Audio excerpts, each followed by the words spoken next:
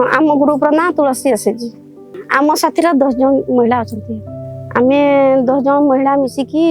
धूप तैयारी करुछु तो से माने हमको मेसीन आनिकी देइथिले तापरे हमको सिखेबा पई दीदी 2 जन आस्ते 3 दिन धरिकी हमको सिखाइथिले धूप केमती तैयारी हबो सेंट केमती दिया हबो तेल केमती दिया हबो पैकिंग केमती करा जिवो से विषय सब सिखाइथिले से सिखला परे आमे सर बिजनेस स्टार्ट करिछु मे 13 रु तापरे एबे जो आमे तेल सेंट आ कवर आमे मगेलु 5,500 खर्च करिकी आमे सेटा नेछु तापरे 5,000 हमर बेनिफिट मिलछि खर्च किछि मेटेबु बोली कि आमे ए बिजनेस स्टार्ट करिछु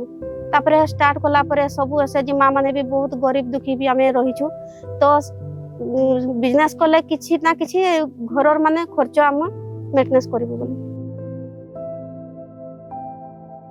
मार्केट अपेक्षा आम धूप बहुत मोटा अच्छी काठी भल सेंट अच्छी आउ बिक्री भल हम बोली आमर आशा अच्छी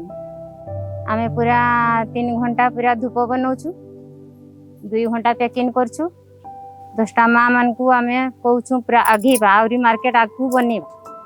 जमती आमर मार्केट पूरा सेल हो बढ़िया चालू आमर सेटा आमे आशा करी रहीछु।